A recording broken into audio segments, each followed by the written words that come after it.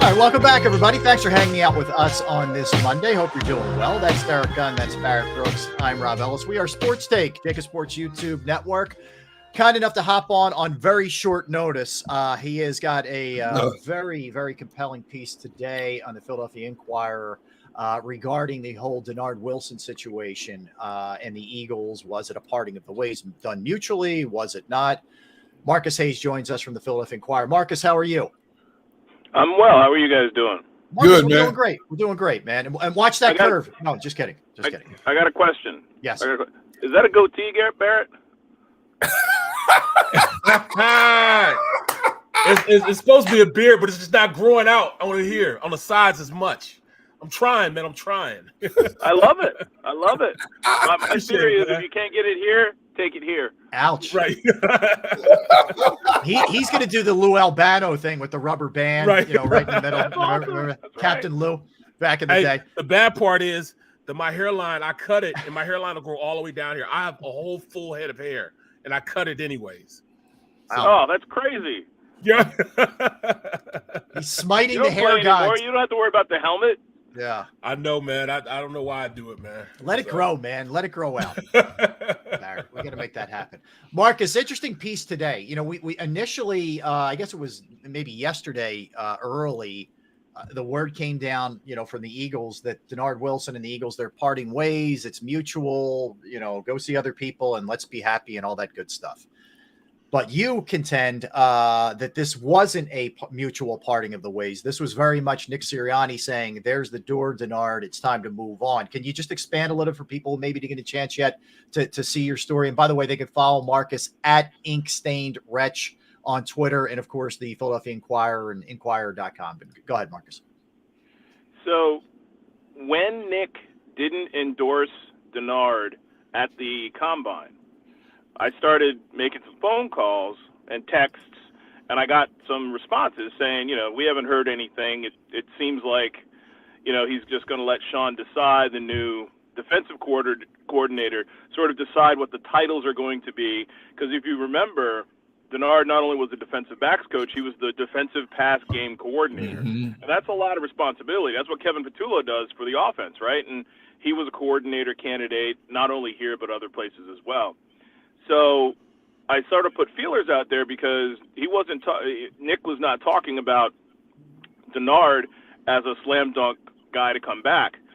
So I didn't really think anything about it. So a few days passed, and then Saturday at some point, I started getting responses like Dennard is sort of fishing around for putting out feelers for jobs.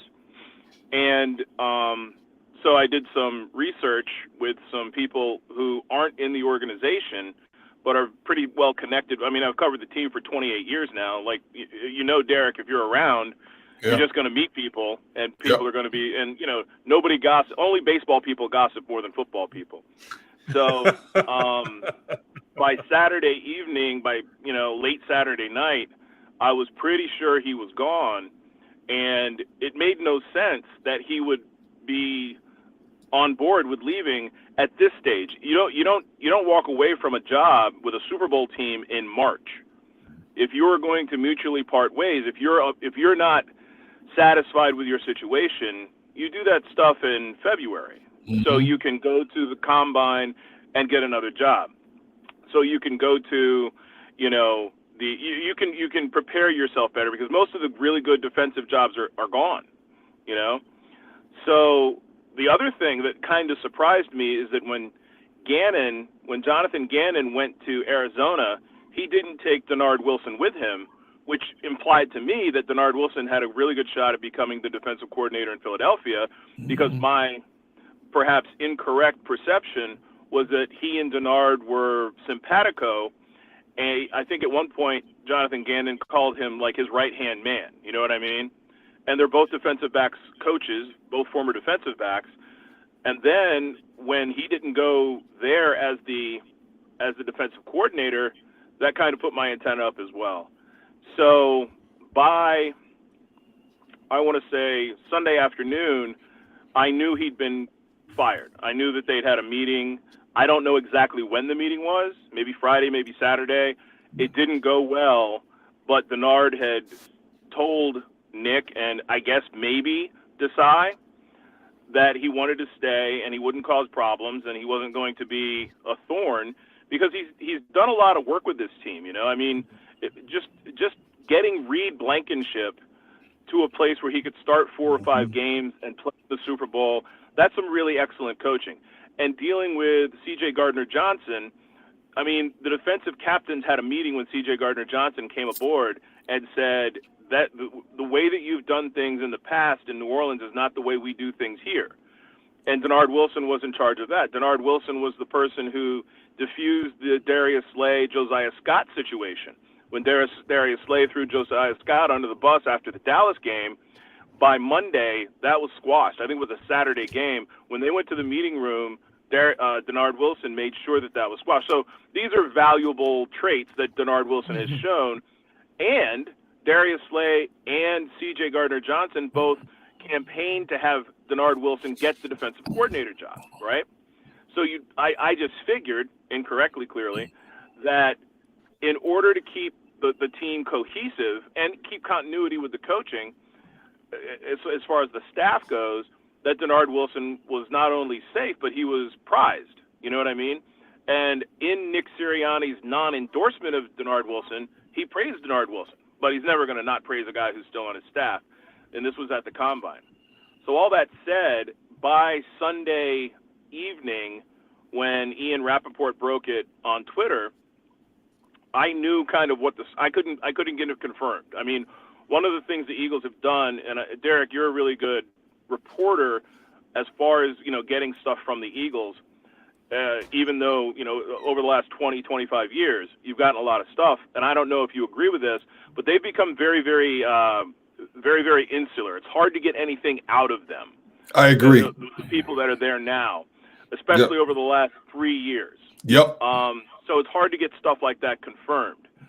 So once it was out in social media that he wasn't coming back, it was very easy for me to get it confirmed that it wasn't a mutual agreement. And to posit that it's a mutual agreement for Denard Wilson to leave a place where he is a pass game coordinator and a defensive backs coach on a Super Bowl team whose personnel is returning, by and large, is kind of an insult to your intelligence. There's no reason, there's no way he would leave that job voluntarily. Marcus, let me ask you this, because as you know, anytime you get to a Super Bowl, whether you win it or lose it, other teams are circling like buzzards, ready to pick your carcass clean in terms of coaches and players as well during the offseason. But the volume of coaches that they've lost this offseason, coupled with the volume of frontline players they could lose in free agency, what is your concern level that this defense as a whole might have to take 2 steps back to get 2 steps ahead, maybe a little bit further down the road in the future than we anticipate? Well, I know podcasts and radio shows hate long, involved answers, so you're not going to like this answer. The level of concern is really high, but I wrote, when Gannon got the job in Arizona, whether you like Gannon's scheme or not, I believe that he was a much bigger loss for them than Shane Steichen, who got the job in Indianapolis. Okay. In part because he ran the team, that side of the team. He was the defensive coordinator. Nick was more an offensive guy. And I know Nick has cast himself as being more involved with, I don't know, the game plan defensively. But, what I've been able to glean, especially at the Super Bowl, you have a lot of off-the-record conversations at the Super Bowl, and I hope I'm not diming anybody out here, but Nick was not involved with the defensive scheme. He wasn't involved with the calls. He wasn't in call. He never vetoed anything on the headset, all that sort of stuff. He talked about when he stepped back from play calling after Game 7 of 2021. And that's not to impugn Nick. My point being, Gannon was the defense. And good, bad, or indifferent, it was a number 2 defense, had 70 sacks, the 3rd most ever, and the number 1 pass defense.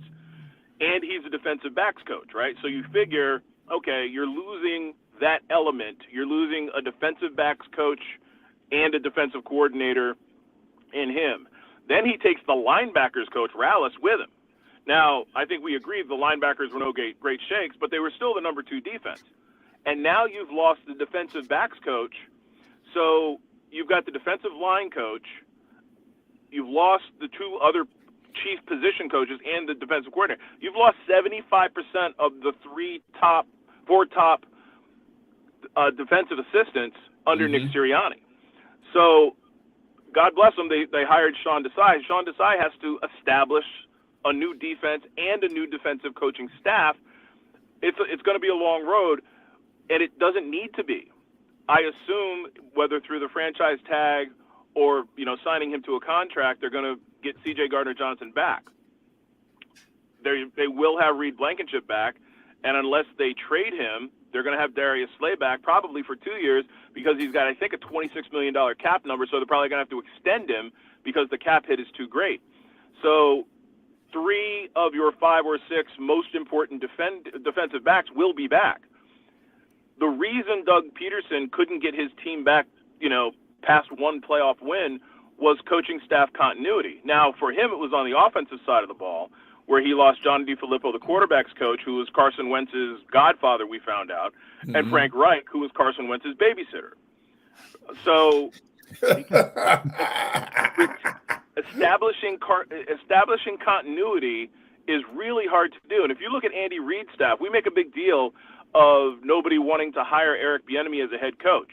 Well, Eric Bieniemy was the offensive coordinator for the 4 years where they went to 3 Super Bowls. That's continuity. That's great continuity. Steve Spagnuolo was a defensive coordinator, and Andy Reid was the head coach.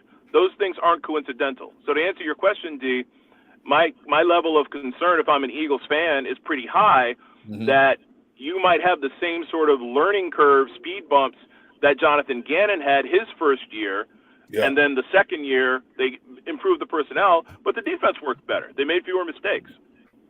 Marcus, let me ask you, just to circle back to the meeting and the departure of Denard Wilson. To your knowledge, how much say did Howie and or Jeffrey Lurie have in this, or did this strictly come down to Nick, having the conflict and making this call? Well, I think we know that Jeffrey Lurie, and this is a circular answer as well, but there's a point to the end of it. Jeffrey Lurie was very involved, according to Jeffrey Lurie, in the drafting of Jalen Hurts and the expectation that Jalen Hurts would be a franchise quarterback at some point. Now, this is according to Jeffrey Lurie. Jeffrey Lurie told me this after they won the NFC Championship game. He said, I want this to be dispelled, this myth that we didn't think Jalen Hurts was going to be an elite quarterback. And he's the only one who thought that, because we have Howie Roseman and Doug Peterson on the record saying, if that happens, great. Nick Sirianni, I don't know what his ceiling is. Jeffrey Lurie said, this was my perception. That said, it was probably Jeffrey Lurie's idea to go get Brian Johnson. Even though Brian Johnson was the quarterback's coach at Florida, where Howie went to school, Brian Johnson, from my perspective and from what I've heard, not from Jeffrey Lurie, Brian Johnson is Jeffrey Lurie's guy. He wanted Brian Johnson in-house to help develop Jalen Hurts. He thought he was the best man for that job, and they went out and got him. That said, I don't think they have interfered with any other of Nick Sirianni's coaching hires, promotions, demotions, firings, anything. I think they learned their lesson with Doug, and they aren't apples to apples. Nick Sirianni is much more and I don't mean to impugn Doug. He is good at what he's good at, but Doug was not the most invested guy in getting his own staff together or the most connected guy. That's just not who he was or who he is. So they took a lot of Doug's quote-unquote power, and Doug wanted it back at one point, and he couldn't get it. But also, if Carson Wentz had said, don't fire Doug Peterson, I want him to coach me in 2021, Doug Peterson wouldn't have gotten fired. Carson was the catalyst behind getting Doug Peterson fired. Wow. Jeffrey Lurie was not happy that Doug Peterson wanted more power. All that said, crazy. I don't think they had any influence one way or another with Denard Wilson being fired. And I do know they loved Denard Wilson. So this was Nick Sirianni's call, and maybe to placate or make it easier in his mind for Sean Desai coming in, establishing a staff, Because honestly, you know, it's tough when you have a defensive coach who you've passed over as coordinator. That said, nobody fired Deuce Staley when they didn't hire him 3 times. Mm-hmm. So, what do you think was the catalyst? You know, with I mean, especially since you got players that were, you know, front and center saying they want this guy. I mean, it still doesn't make any sense to me on how one conversation or, you know, just over a weekend, this harsh decision was made from then. You know what I mean? Was there? I mean, what do you think was the general consensus of everything? Well, remember, Barrett, he interviewed for the position. So maybe the interview didn't go well. So maybe it wasn't just this weekend, okay, Sean's in, we're not comfortable with you, you're out. Maybe it was like, I don't like what he said in the interview. I don't like I don't like the vibe I got. Maybe Nick Sirianni said, hey, you know what? Your defensive backs gave up 3rd and 30 in Dallas because they were in the wrong position.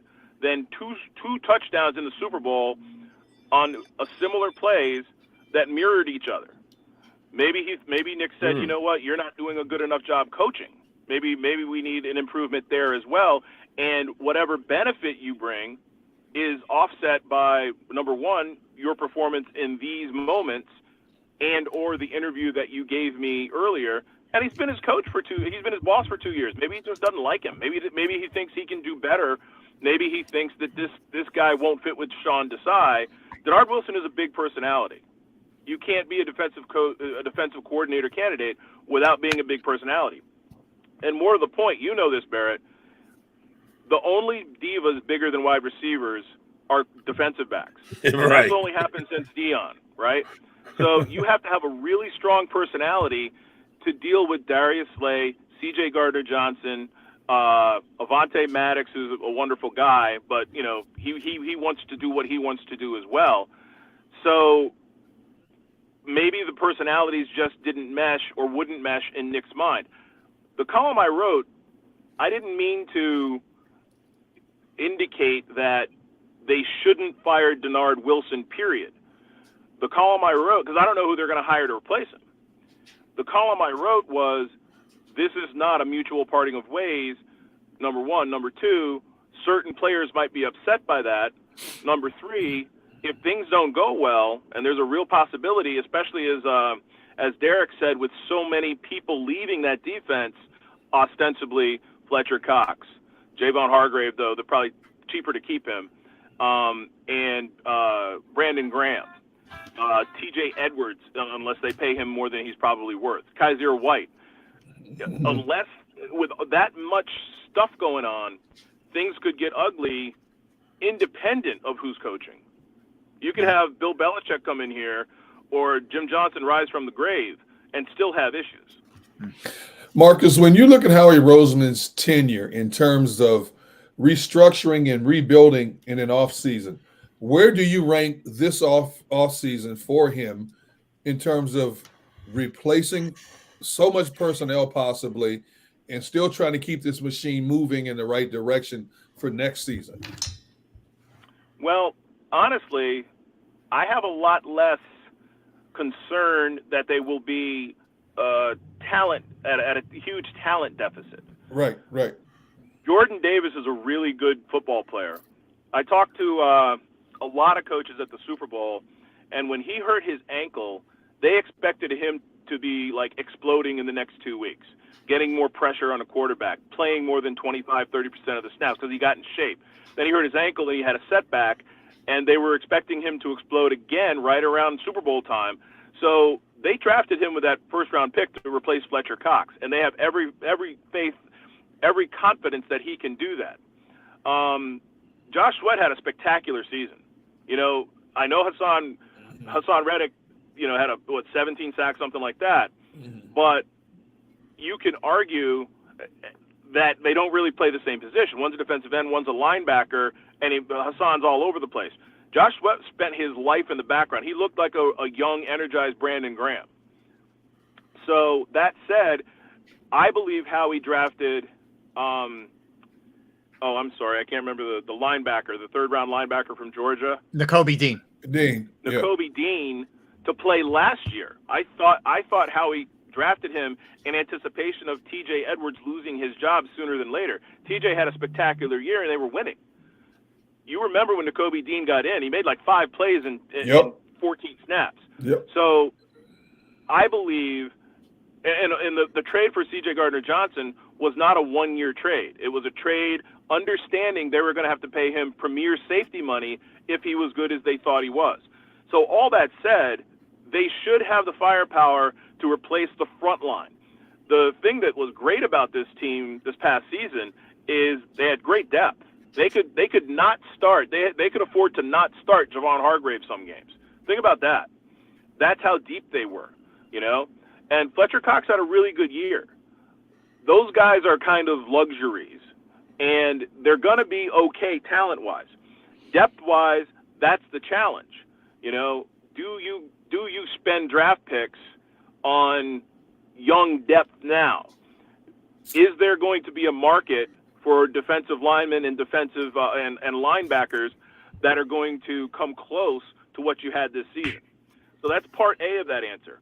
Part B of that answer is your defense shouldn't have to be this good, assuming you think the defense was good, because Jalen Hurts, Dallas Goedert, A.J. Brown, who will be entering his 5th year, I think, Devontae Smith, who will be entering his 3rd season, those guys should take a step forward. Those are 5 Pro Bowl offensive players, and they should decrease the responsibility or the pressure on the defense, which is what they did as younger players, 1 year younger players this season. This defense really benefited from the offense being so efficient. Yeah, no question. Marcus, listen, man, we know it was short notice. We appreciate you jumping on. And again, appreciate you, bro. Yeah, you can follow Marcus on Twitter at InkstainedWretch, and then Inquirer.com for his latest and all of his work as well. Marcus, thanks, man. Appreciate it. Safe drive. Appreciate you, bro. Thank you, man. Thanks Safe travels. All right, thank you, Marcus. All right. That was great to get him on there, Derek. Good hustle. And get the latest on that. I guess, unless there's a major conflict, and we weren't in the room, so I just want to be clear. You don't know what the heck happened ultimately, if you know. But I just worry, like, to me, if I can minimize the turnover, I would like to try to do that. If I can keep some people in place and keep the continuity as much as possible on that side of the ball, I prefer to do it. Now, if it got to the point where Nick was like, dude, I can't have this guy on the staff, then I get it. I understand. But it just feels like a lot of turnover here for that side of the ball and potentially losing a lot of players. That's a lot. It's a lot of hits to take for a new coordinator. That's not something you can – I mean, that's not something you can just, you know, sweep under the rug and be like, all right, we're not even going to talk about this. This is major. The D coordinator, the passing defense coach, linebacker coach, all 3 gone. I don't know what you can do to put guys in place to an altogether new defense. That's going to be tough for these guys to pick up, man. Yeah. Very tough. Yeah. That's why I said it's going to probably take a month into the season before we really know what this defense is supposed to look like. Because you can't really, as a coach, figure out hitting the ground running.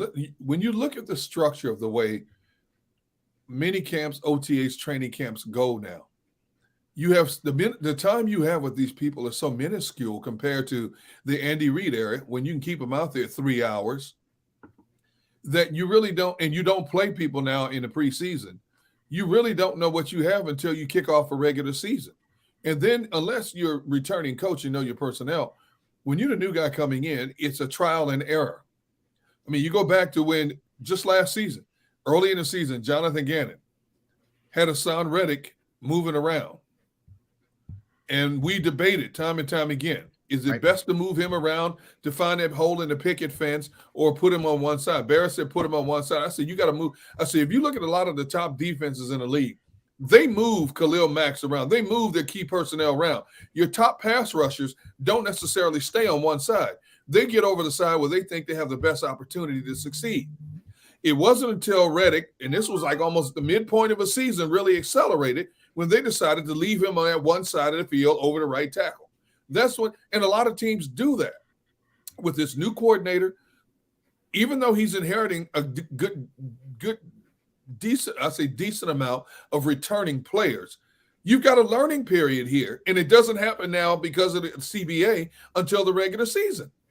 So we're not going to really know until probably early October what this defense is supposed to look like, or what we like or what we don't like about it. Yeah. Some good bones. There's some good bones on the defensive side of the ball. Some good bones. Yeah. But you got to put it together, man. And it's a whole new defensive concept, a whole new terminology. And that's tough when you're going from that aspect. That absolutely is. And Marcus seemed to think that they'll franchise tag CJGJ. We're going to know soon. What's the deadline? 4 o'clock today? Tomorrow. Oh, tomorrow, 4 o'clock? Yeah, 3 or 4. Yeah. So we'll know, and hopefully, next 24 hours if that's going to be the case. Yeah. It would be a little bit out of character for them to do that. They've done it, but they haven't done it. I think Deshaun Jackson was the last guy. So we're talking about a little while ago before they did that last. So, we'll see. We'll see if that ends up happening that way. All right, let's come back. I'll give you some of those key dates, by the way, that you need to know for the NFL offseason when we come back. There's a couple other rumors that are floating around that we haven't gotten into from the NFL perspective.